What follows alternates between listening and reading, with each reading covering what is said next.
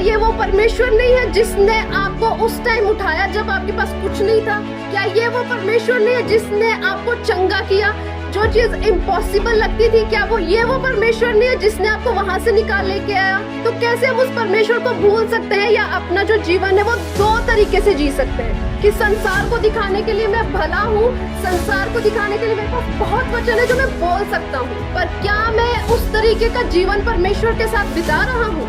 इब्राहिम जब अपने घर से बाहर निकला तो उसने कितना कुछ ही ले गया होगा। परमेश्वर ने कहा कि तू उस देश को जा जो मैं तुझे दिखाता हूँ।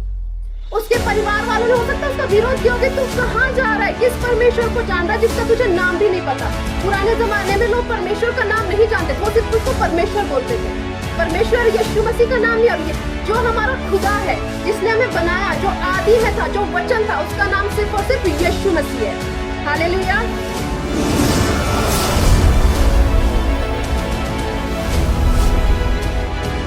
ठीक है, सो हम जो है हमने एक जो है भजन गाया कि यीशु हमसे बात करे, या बड़ी आंधी आने से, बड़ा तूफान आने से मैं भी उसका हाथ नहीं छोड़ूंगा। तो मतलब कई बार ऐसे होता है कि जो शब्द हम बोलते हैं हमें उसके मायने नहीं पता होते। हालेलुया।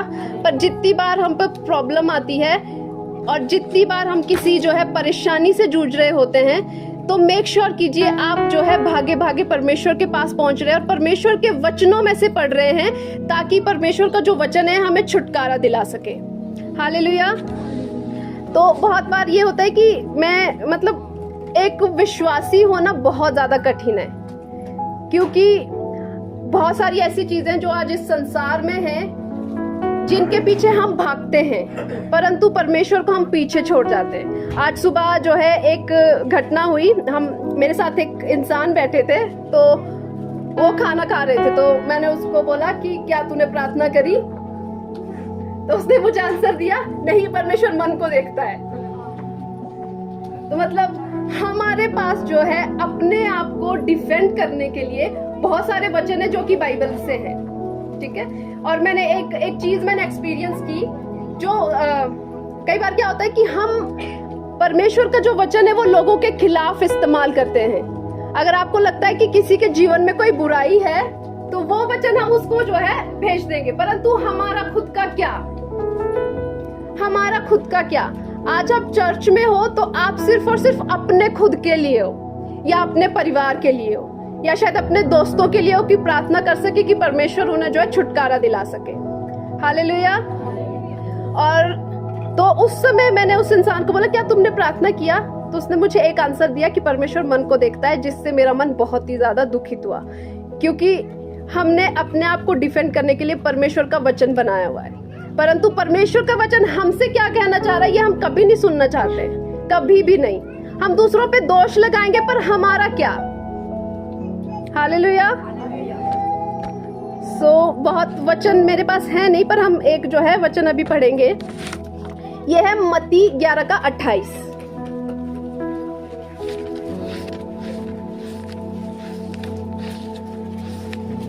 हे सब परिश्रम करने वालों और बोझ से दबे हुए लोगों, मेरे पास आओ, मैं तुम्हें विश्राम दूंगा।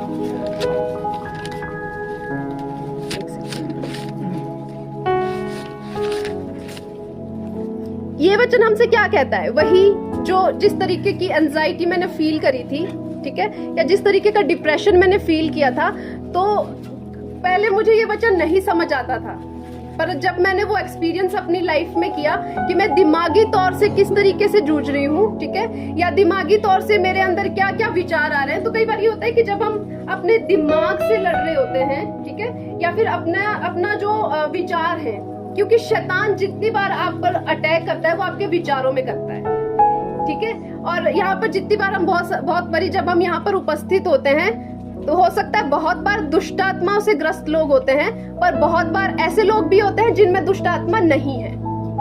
वो सिर्फ और सिर्फ अपने उस दिमाग से, जो उनके दिमाग में वो प्रेशर है वो नहीं झेल पाते, तो इस वजह से वो क्या करते हैं कि उनको लगता है कि हम लोग दुष्ट आत्मा से ग्रस्त हैं, जिस वजह से अगर हो सकता है, कई बार हो सकता है हम इतने ज्यादा मतलब हमारे में क्या है कि कुछ ऐसी फीलिंग्स है जो हम एक्सप्रेस नहीं कर पाए हैं, या कुछ ऐसा गुस्सा है जो हम एक्सप्रेस नहीं कर पाए हैं, तो हमारा जो दिमाग है वो हमें बीमार बनाने लगता है। उनको लगता है कि मुझ में कुछ प्रॉब्लम है, मुझ में कुछ प्रॉब्लम है, और जिस कमजोरी का फायदा शैतान उठाता है, और शैतान जब हमें कमजोर पाता है तो वो हमारे शरीर पर अटैक करता है। ठीक है, तो उस वक्त आपको जो है, जब भी आपको फील हो कि आप अपने किसी भी प्रेशर से जूझ रहे हैं, तो यह वचन हमारे लिए है। इसमें परमेश्वर क्या कहता है, हे सब थके और बोझ से दबे लोगों मेरे पास आओ, मैं तुम्हें विश्राम दूंगा। मेरा जुआ अपने ऊपर उठा लो और मुझसे सीखो, क्योंकि मैं नम्र और मन में दीन हूँ, और तुम अपने मन में विश्राम पाओगे। हालेलुया, क्योंकि मेरा जुआ सहज और मेरा बोझ हल्का है। कितना ही टाइम लग जाएगा जब हम परमेश्वर के सामने जाके प्रार्थना करेंगे, कितना ही टाइम लग जाएगा, या उसके सामने अपने अपराध को जो है मान लेंगे। पर अपराध को मानना और गलती को मानना, और उसके बाद उससे सीख के, ठीक है, अपने जीवन में इंप्लीमेंट करना या अपना जीवन बदलना बहुत मुश्किल है आज के टाइम में। जैसे, या मैंने खुद को भी कई बार रियलाइज किया कि जितनी बार मैंने जो है परमेश्वर का वचन पढ़ा, उतनी बार वो और सिर्फ मेरे लिए था, या जितनी बार मैंने कुछ पोस्ट किया वो सिर्फ और सिर्फ मेरे लिए था, क्योंकि मुझे पता है परमेश्वर ने उससे मुझे छुटकारा दिलाया। ठीक है, और वो वचन मैंने इसलिए शेयर किया क्योंकि वो सिर्फ और सिर्फ मेरे लिए था, इसलिए नहीं था कि मैं किसी और पर दोष लगाऊं। हालेलुया। जब भी आपको लगे कि आप किसी भी प्रेशर से जूझ रहे हो, तो ये वचन आपके लिए। पहले मुझे लगता था किस तरीके का बोझ होता होगा, तो अब मैं समझ पा रही हूँ वो हमारा मानसिक बोझ है, वो हमारा मानसिक तनाव है, वो हमारा एंजाइटी है, वो हमारा डिप्रेशन है। हालेलुया। तो ये वचन अगर आप चाहो तो उसको बोलो, क्योंकि जब आप बोलोगे, ठीक है, तब परमेश्वर आपको उस चीज से हील करेगा। और नेक्स्ट हम वचन देखेंगे मत्ती 28:18।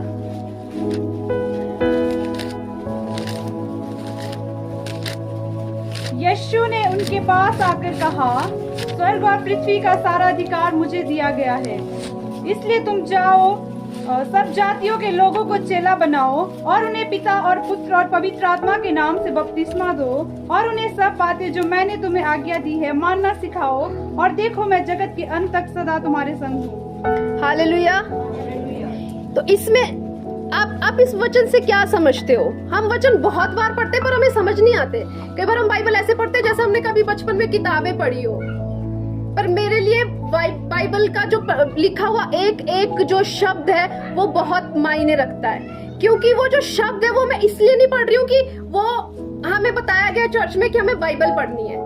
आपको उस शब्द का मतलब पता होना चाहिए, और जब हम उसको पढ़ते हैं, जो वचन है वो साक्षात परमेश्वर के द्वारा बोले गए वचन है।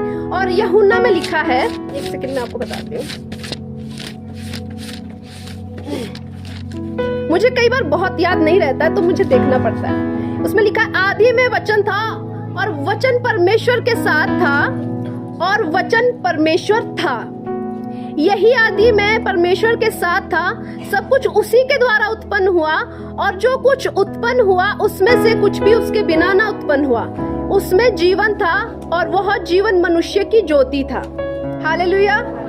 और ज्योति अंधकार में चमकती है, पर अंधकार ने उसे ग्रहण नहीं किया। हालेलुया। तो जो वचन है वो खुद ब खुद प्रभु यीशु मसीह है, क्योंकि जो वचन है, जो शब्द है वो देहधारी हुआ और उसने हमारे बीच निवास किया। हालेलुया। जब भी आप कोई पॉजिटिव वर्ड बोलते हो, या आप जब जो है वचन में से कुछ शब्द बोलते हो, तो बहुत कम लोग हैं जो उसको सुन पाते हैं। हालेलुया। और बहुत बड़ी आपको जो है वो गलत ठहरा देते हैं, क्योंकि जो संसार है वो उसे ग्रहण नहीं करता। आप इस वचन को, इस बाइबल में लिखे हुए हर एक शब्द को तभी ग्रहण कर पाओगे जब आप जो है यीशु मसीह को ग्रहण करोगे, क्योंकि ये उसके द्वारा बोला गया शब्द है। और ये जब आपके अंदर जाएगा, आपके कानों में जाएगा, ठीक है, या फिर जब वो आपके मन में जाएगा, तो आपके मन को चंगा करेगा, क्योंकि वो एक ज्योति है, क्योंकि वो एक दवाई है। जब हम वचन पढ़ते हैं तो वो एक दवाई के समान काम करता है। पर जब हम वचन पढ़ते हैं तो इसको एकदम से इस तरीके से नहीं पढ़ना, उसको पढ़ना है ताकि हम उसे समझ सके, और जब हम उसे समझे तो उसके अनुसार हम कार्य कर सके, और वो हमें जो है हील कर सके। क्योंकि हम में से बहुत से लोग, हो सकता है दिमागी तरीके से बीमार है, शायद बहुत लोग जो शारीरिक तौर तरीके से बीमार हैं, ठीक है, और बहुत लोग हो सकता है कि आत्मिक तरीके से बीमार है। पर उस बीमारी का अगर आप चर्च आ रहे तो उसका एक ही इलाज है, जो कि है परमेश्वर का वचन। हालेलुया। तो अभी हमने क्या पढ़ा?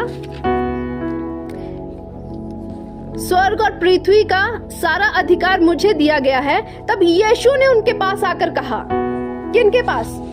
अपने चेलों के पास, ठीक है, कि सारा अधिकार मुझे दिया गया, इसलिए जाओ और सब जातियों के लोगों को चेला बनाओ तथा उन्हें पिता, पुत्र और पवित्र आत्मा के नाम से बपतिस्मा दो, और जो आज्ञा मैंने तुम्हें दी है उनका पालन करना सिखाओ, और देखो मैं जगत के अंत तक सदैव तुम्हारे साथ हूँ। जितनी बार मुझे ऐसा लगा कि मैं अकेली हूँ, उतनी बार मुझे ये वचन याद आया कि परमेश्वर ने कहा है कि मैं जगत के अंत तक सदैव तुम्हारे साथ हूँ। जितनी बार अकेलापन लगता है, पता नहीं, मुझे नहीं पता लोग कैसे डील करते हैं, पर मैं इस तरीके से डील करती हूँ कि मेरा परमेश्वर मेरे साथ है, क्योंकि उसने मुझे चंगा किया। उसने इसलिए नहीं कि किसी ने मुझसे कहा, इसलिए क्योंकि मैंने उसे महसूस किया। हो सकता है बहुत से लोग चंगाई प्राप्त कर देते हैं और चले जाते हैं, परंतु वो परमेश्वर को नहीं जानते। परमेश्वर सिर्फ इतना ही नहीं कि वो सिर्फ चंगा करता है। इब्राहिम के बारे में किस किस ने सुना है? तो जो इब्राहिम है, ठीक है, परमेश्वर ने उसे सब कुछ दिया। परमेश्वर ने उसको बोला कि अपने घराने से, जहां पर उसकी जमीन जायदाद, उसके परिवार जहां पर है, उस जगह से बाहर निकला। तो आज जिस जगह पर हम हैं, क्योंकि उस जगह से बाहर आने के लिए परमेश्वर ने उसे क्यों कहा होगा?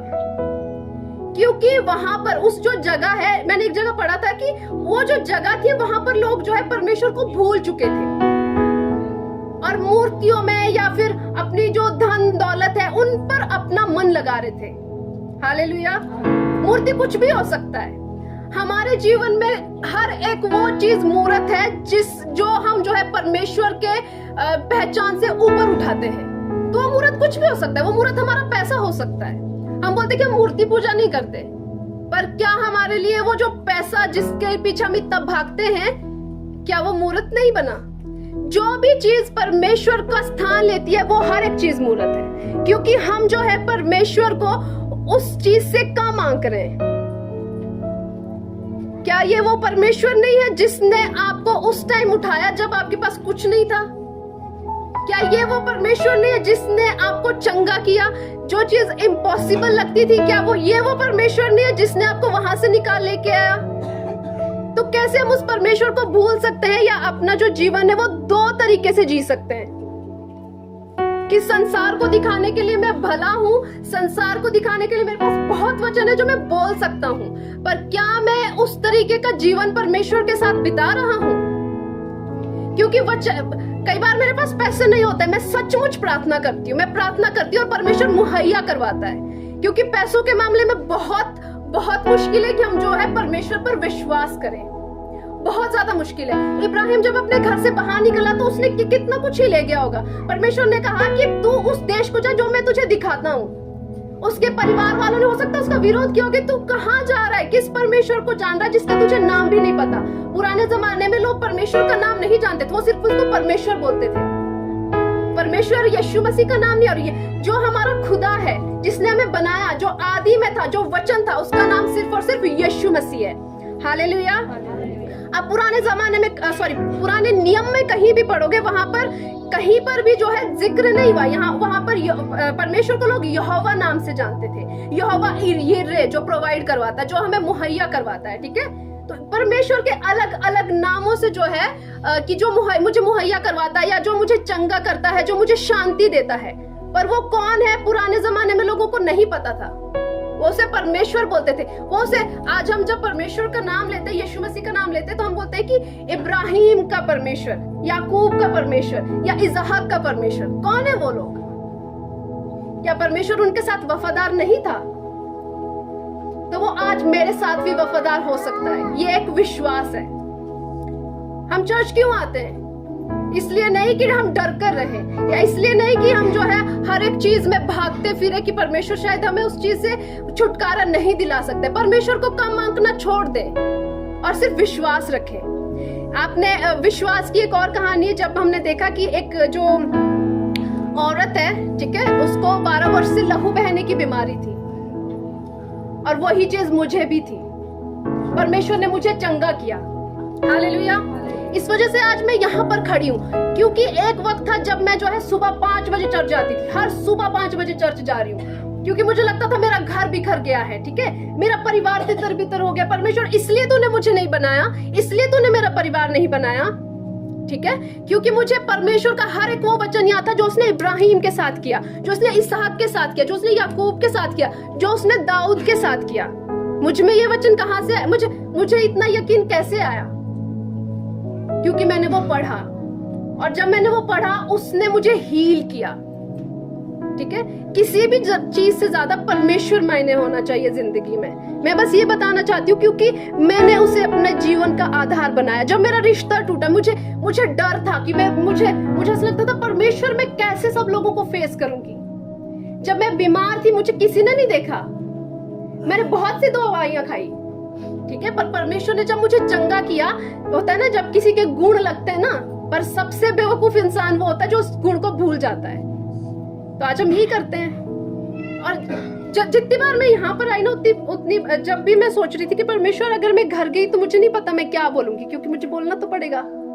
मुझे नहीं पता था मैं क्या बोलूंगी, पर परमेश्वर ने मुझे शायद वो चीज दिखाई कि मुझे क्या बोलना है। हमारी जिंदगी में बहुत कुछ हो सकता है, पर परमेश्वर से बड़ा कुछ भी नहीं है। क्योंकि जब मैंने वो सुना, जब मैंने वो पढ़ा कि हमारे जो है बाइबल में एक ऐसी औरत थी जिसको जो है 12 वर्ष से लहू बहने की बीमारी थी, तो अगर वो मेरे जीवन में है तो परमेश्वर तू मुझे भी चंगा कर सकता है, क्योंकि तूने उसे चंगा किया। हालेलुया। तो यही जो विश्वास है ये होना जरूरी है। अगर ये विश्वास नहीं है या हम परमेश्वर से प्रेम नहीं करते तो यहाँ पर आज उपस्थित होने का कोई मतलब नहीं है, ठीक है। क्योंकि जो हम सोचते हैं कि हम लोग जो है मसीह में हैं, पर कैसे मसीह में, मुझे नहीं समझ आता किस तरीके से मसीह में है, जबकि हमारा जीवन वो ज्योति बना ही नहीं है जिससे जो दूसरे लोग हैं। हमें परमेश्वर ने क्यों चुना होगा? ताकि हम उसके बच्चों को बचा सके जो संसार में सचमुच उस बोझ को झेल रहे हैं, जो सचमुच संसार में उस इनसिक्योरिटी के साथ जी रहे हैं कि अगर मैं इस चीज को छू लूंगा तो ये मुझे जो है मार देगी या हार्म कर देगी या किसी भी तरीके का नुकसान कर देगी। हालेलुया। मैं बीच बीच में इधर उधर हो जाती हूँ कभी कभी। तो जब मैंने वो चीज बाइबल में पढ़ी कि परमेश्वर चंगा करता है, तो वो करता है, उसमें दो राय है ही नहीं। तो जब मैंने वो स्टोरी पढ़ी तो उसने मेरे अंदर विश्वास जगाया। जब मैंने इब्राहिम की स्टोरी पढ़ी तो मुझे पता है परमेश्वर संपन्न करता है। जब मैंने जितनी भी मैंने चंगाई की स्टोरीज बाइबल में पढ़ी, ऐसा तो कोई नहीं होगा जिसने नहीं पढ़ा होगा। हो सकता है जो नए विश्वासी उन्हें नहीं पता होगा, और जो पुराने विश्वासी अगर उनको नहीं पता है कि बाइबल में कहाँ कहाँ परमेश्वर ने किसे किसे चंगा किया या कहाँ कहाँ परमेश्वर ने किस किस को मुहैया करवाया, ठीक है, तो वो हमारे लिए शर्म की बात है। क्योंकि हम कहते तो कि हम मसीह है, पर हमें पता ही नहीं, हम जानते नहीं उसको। और जब जानते नहीं है, जब हम संसार में बाहर जाते हैं, तो अगर हमसे कोई भी कोई प्रश्न पूछ लेता है ना यीशु मसीह के बारे में, तो हम फंस जाते हैं। क्योंकि हमें पता ही नहीं होता कि हमें क्या बोलना है, क्योंकि हमें पता ही नहीं होता कि यीशु मसीह कौन है। हालेलुया।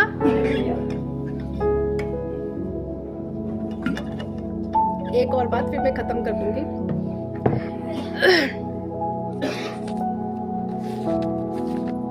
जब परमेश्वर ने इब्राहिम को आशीष दी, तो इब्राहिम एक ऐसी आवाज के पीछे चल रहा था जो उसे सुनाई देती थी, ठीक है। जिस आवाज ने उससे बात करी वो चला, क्योंकि उसने विश्वास किया, क्योंकि उसने महसूस किया कि वो एक सच्चा परमेश्वर है। वो एक अनजान देश में गया। परमेश्वर ने उसे बोला था कि मैं तुझे कनान देश दूंगा। उसने नाम नहीं लिया था, पर उसने बोला था कि जा, जो देश मैं तुझे दिखाऊंगा उसकी ओर जा। इब्राहिम गया, ठीक है।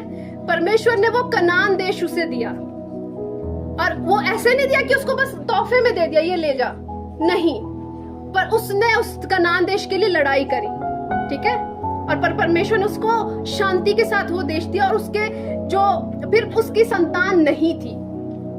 इब्राहिम की कोई संतान नहीं थी। तो जितने लोग अगर उनको लगता है कि उनके पास बच्चे नहीं है, या वो गर्भ धारण नहीं कर पा रहे हैं, या उनके बच्चे नहीं हो रहे हैं, परमेश्वर ने इब्राहिम को जो संतान दी ना, तब वो 100 वर्ष का था, और उसकी जो पत्नी सारा है वो 99 वर्ष की थी। तो तो परमेश्वर के लिए कुछ भी असंभव नहीं है। अगर आप परमेश्वर के पास आ चुके हो तो अब आपकी जो प्रॉब्लम है उस परमेश्वर की प्रॉब्लम बन चुकी है। अब वो आपके लिए लड़ेगा, वो आपको चंगा करेगा। हालेलुया। परमेश्वर ने उसे जो है पुत्र दिया उसकी खुद की बीवी से, ठीक है। और जब परमेश्वर ने इब्राहिम को वो पुत्र दिया ना, उसके बाद इब्राहिम ने क्या किया, जो उसे पूरी जिंदगी चाहिए था वो एक बच्चा था, क्योंकि धनवान परमेश्वर ने उसे धन दिया, देश दिया, सब कुछ दिया। और लास्ट में क्या हुआ, परमेश्वर ने उसे वो बच्चा दिया जो उसको सचमुच पूरी जिंदगी में चाहिए था, उसकी खुद की औलाद और उसकी बीवी सारा को भी। और जब परमेश्वर ने सारा और इब्राहिम को जब वो बच्चा दिया तो उन्होंने क्या कर दिया, उस परमेश्वर को शायद कहीं हद तक वो जो है एक, या वो प्रेम शायद वो कहीं हद तक भुला चुका था जो वो पहले करता था। तो परमेश्वर ने इब्राहिम को क्या कहा कि अपना जो बेटा है, ठीक है, उसको जाके कुर्बान कर दे। कितना मुश्किल हुआ होगा ना वो चीज देना जो हमें सबसे प्रिय थी। तो आज हमारी जिंदगी में सबसे प्रिय क्या है, हमारा फोन, हमारी रील्स, क्या मतलब सबसे प्रिय क्या हो सकता है, हमारे पैसे, कुछ तो प्रिय होगा ना। तो पर इब्राहिम विश्वास योग्य निकला और उसने क्या कहा, वो उस विश्वास के साथ गया जिस विश्वास के साथ वो कनान देश आया था कि परमेश्वर तूने अगर दिया है ये मुझे, ठीक है। पर जब वो विश्वास के साथ उस पहाड़ पर गया जहां पर परमेश्वर ने उसको बोला था कि अपने बेटे की बलि दे दे, तो जब उस पहाड़ पर वो गया क्या हुआ होगा, क्या लगता है, जब परमेश्वर ने उसका मन देखा। बहुत से लोग बोलते हैं ना कि परमेश्वर मन देखता है, तो परमेश्वर मन तभी देखता है जब हम वो कार्य करेंगे, ठीक है। कार्य हमसे हो नहीं रहा है, हम सबको बताया जा रहा है कि परमेश्वर हमारा मन देखता है, तो वो विश्वास के कार्य भी तो होने चाहिए ना। तो जब वो उस पहाड़ पर गया तो उसने जो विश्वास से उसने प्रार्थना करी, या परमेश्वर ने देखा कि उस इंसान का विश्वास जो मेरे साथ हमेशा विश्वास योग्य रहा, तो परमेश्वर ने उनको एक मेमना प्रोवाइड करवाया। उनको क्या दिया, एक मेमना, एक जो झाड़ी में फंसा हुआ मेमना था। और वो मेमना हमेशा से कौन था, यीशु मसीह। जब भी इंसान अपने पाप में गिरा या इंसान ने अपने आप को या अपने उस पाप को जो है एक बड़ा स्थान दिया, तब यीशु जो है परमेश्वर ने हमेशा यीशु मसीह को प्रोवाइड करवाया हमारे लिए। हालेलुया। तो उसके बाद क्या हुआ, अब्राहम उसका बेटा जो है जब वहां से नीचे आए, परमेश्वर ने उसे आशीषें दी। और जब इब्राहिम ने यीशु मसीह पर पहली बार विश्वास किया था तो उसने कहा कि जो तुझे श्राप दे मैं उन्हें श्राप दूंगा, और जो तुझे आशीष दे मैं उन्हें आशीष दूंगा। तो आज हम जो यहाँ पे लोग बैठे हुए, हम जो है इब्राहिम उस विश्वास की संतान है जो हमने यीशु मसीह पे किया। हालेलुया। तो जब आपको लगता है कि आप जो है कम आंके गए हो, तो उस टाइम वो याद रखना, अगर आप सचमुच परमेश्वर पर विश्वास करते हो, इब्राहिम को परमेश्वर ने जो आशीष दी थी आप भी उसी के वारिस हो। हालेलुया। क्योंकि उसके साथ परमेश्वर ने वादा किया था और परमेश्वर अपने वादे कभी नहीं भूलता, कभी भी नहीं। इब्राहिम के साथ परमेश्वर रहा, उसके बाद जो उसके बच्चे थे परमेश्वर ने इसहाक को आशीष दी। हालेलुया। उसके बाद परमेश्वर ने याकूब को आशीष दी, और याकूब का नाम परमेश्वर ने इजराइल रखा। जो आज आप इजराइल देश देखते हो वो इजराइल के नाम पे रखा है, वो एक इंसान का देश है, उसका नाम है याकूब। हालेलुया। परमेश्वर ने कितना फूला फूला और बड़ा किया, तो वही परमेश्वर हमारे लिए भी वो हर एक चीज मुहैया करवा सकता है जो हमें लगता है कि हमारे पास नहीं है। आप कभी भजन संहिता पढ़ते हो, या हमने कभी दाऊद के बारे में पढ़ा है? शायद बहुत कम लोगों ने पढ़ा होगा। कभी पढ़कर देखना, क्योंकि हमारी जो सारी सुरक्षा है, परमेश्वर कहता था जो दाऊद राजा है वो उसके मन का सा इंसान है। वो क्यों? जब आप भजन संहिता पढ़ते हो, दाऊद अपने मन की हर एक बात उसमें लिखता है। जब हम भजन संहिता पढ़ते हैं, वो किसी इंसान की, वो एक इंसान का जो है परमेश्वर पर विश्वास है, और उस टाइम विश्वास है जब शायद वो परमेश्वर का नाम नहीं भी जानता था। आज तो यीशु मसीह ने हमें साक्षात दिखाया है कि वो हमारे अपराधों के लिए मारा गया, हमारी बीमारियों के लिए मारा गया, ठीक है। वो हमारे उस उद्धार के लिए मारा गया जो हमारे पास होना चाहिए था।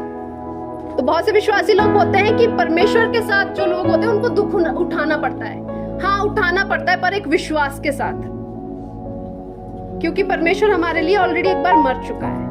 परंतु आज हमारे जीवन में अगर कोई भी ऐसी चीज है जो परमेश्वर के विरोध में उठती है या परमेश्वर की बराबरी करती है, तो वो एक मूर्त है। बेशक आप बाहर जाके मूर्तियों को नहीं मान रहे हो, बेशक आप बाहर जाके मूर्तियों के पास चढ़ाया हुआ चढ़ावा नहीं खा रहे हो, पर जो भी आपने परमेश्वर की जितनी अपनी जीवन में चीज बना के रखी है, वो हर एक चीज मूर्त है। और परमेश्वर, क्योंकि जिस तरीके से जो है एक जो सेवक है वो दो स्वामियों की सेवा नहीं कर सकता, तो उसी तरीके से ना आप अपने परमेश्वर की सेवा सही से कर पाओगे, ना उस मूर्त की जो आपने अपने जीवन में रखी है। क्योंकि शैतान ने हर एक वक्त हर एक तरीके से हमें बहकाने के लिए बहुत सी चीजें बनाई हैं, परंतु आज लोग शांति को ढूंढने के लिए पूरी दुनिया में भटकते हैं। पूरी दुनिया में आप लोगों ने एप्स्टीन्स फाइल सुनी होगी। शैतान ने इंसान को करप्ट करने के लिए, सबसे ज्यादा जो करप्शन है वो तब होता है जब इंसान के पास बहुत ज्यादा पावर हो जाती है, जब बहुत ज्यादा पैसा हो जाता है, तब वो उल्टी उल्टी तरकीबें निकालता है। वो परमेश्वर बनना चाहता है, वो हमेशा के लिए अमर रहना चाहता है। पर हम लंबी उम्र तभी प्राप्त कर सकते हैं जब हमारे अंदर परमेश्वर का भय है। हालेलुया। अदरवाइज इसके अलावा आपको लगता है कि आप कुछ भी तरकीबें करके लंबी उम्र प्राप्त कर सकते हैं, तो वो हमारी भूल है। तो इसलिए वचन पढ़े, बस मैं यही कहना चाह रही थी। और जिस काम के लिए हम सचमुच इस चर्च में आए हैं, उस परमेश्वर को तलाशें, क्योंकि मुझे पता है मेरे साथ, क्योंकि परमेश्वर ने ये किया है। हालेलुया। जिस सच्चाई से आज आप परमेश्वर को खोजोगे, उसी सच्चाई से वो आपको रिप्लाई करेगा। बेशक आपको संघर्ष करना पड़े। बहुत बार ऐसा हुआ है कि मेरे खिलाफ पूरे लोग मेरे खिलाफ थे, पूरे के पूरे। एक बार जब मेरे ऑफिस वाले पूरे मेरे खिलाफ थे, पर मैंने सच्चाई के साथ रहना चुना। बहुत से लोग झुक जाते हैं, और मैं यही समझती हूँ कि क्योंकि परमेश्वर के वचन में लिखा है, मार्ग, सत्य और जीवन मैं ही हूँ। तो उस शब्द का क्या मतलब है? अगर मैं सच्चाई के साथ खड़ी हूँ, तो मैं परमेश्वर के जो है, परमेश्वर के सामने खड़ी हूँ कि परमेश्वर, मैं तेरा स्टैंड ले रही हूँ और परमेश्वर मेरे द्वारा कार्य करेगा। ठीक है। मार्ग, जो सच का मार्ग है, जो सचमुच जो हमें करना चाहिए। इसमें ऐसा नहीं कि हम लोग बहुत धर्मी बन रहे, बहुत बार चूक जाते हैं, पर तब परमेश्वर हमें उठा के खड़ा करता है, क्योंकि उस परमेश्वर को पता है कि ये सचमुच मेरा मनुष्य, या मेरा ये सचमुच जो है मेरा बनाया गया इंसान है, जिससे मैं प्रेम करता हूँ, जिसके लिए मैंने अपनी जान दी ताकि वो हमेशा के लिए मेरे साथ रह सके। तो परमेश्वर इतना छोटा नहीं हो गया है कि वो जो है हमारे जीवन की हर एक छोटी से छोटी चीज पे ये वो हमें बीमारी से चंगा ना कर सके। तो आपने सुनी होगी कि एक 38 वर्ष से एक इंसान था जिसको जो है कुछ रोग था। ठीक है। वो लकवे का मारा हुआ था ना, वो लकवे का मारा हुआ था। तो वो हमेशा बहाने बनाता था कि परमेश्वर, कि मुझे कोई यहाँ से यहाँ तक नहीं लेके जाएगा। कोई आपको क्यों लेके जाएगा? आपको खुद जाना है। पहल आपको करनी पड़ेगी, तभी परमेश्वर हमारे जीवन में कार्य करेगा। अदरवाइज वो कैसे कर सकता है वो कार्य? और दूसरी एक और बात, जो हमारा शरीर है वो परमेश्वर का मंदिर है। हालेलुया। हम पढ़ेंगे याकूब 4 का 7 से 10।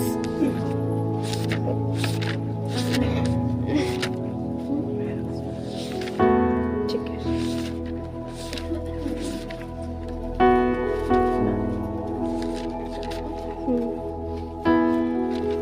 इसलिए परमेश्वर के अधीन हो जाओ और शैतान का सामना करो, तो वो तुम्हारे पास से भाग निकलेगा। परमेश्वर के निकट आओ, तो वो भी तुम्हारे निकट आएगा। हे पापियों, अपने हाथ शुद्ध करो, और हे दुचिते लोगों, अपने हृदय को पवित्र करो। दुखी हो और शोक करो और रो। तुम्हारी हंसी शोक और तुम्हारा आनंद उदासी में बदल जाए। प्रभु के सामने दीन बनो, तो वो तुम्हें शिरोमणि बनाएगा। हालेलुया। तो ये वचन हमारे लिए ही है, क्योंकि परमेश्वर ने इस वचन के द्वारा हमें आशीष दी है। हालेलुया। और एक लास्ट वचन है याकूब 1 का 21।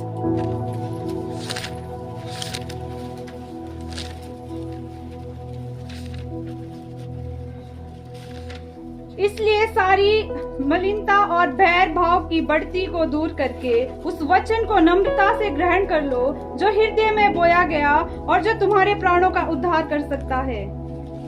हालेलुया। हमारा जो जीवन है उसका आधार सिर्फ और सिर्फ परमेश्वर का वचन होना चाहिए। सो इसी के साथ मैं ये समाप्त करती हूँ। ये सिर्फ वो बातें हैं जो परमेश्वर ने मुझे दिखाई या मेरे जीवन में की। पर ये शायद हम सब के लिए एक आधार बन सकती है, ताकि हम परमेश्वर के साथ अपना एक स्वस्थ रिलेशनशिप जो है उसे बना सके और उसके विश्वास के साथ हम जो है पूरी ज़िंदगी बिता सके। हालेलुया।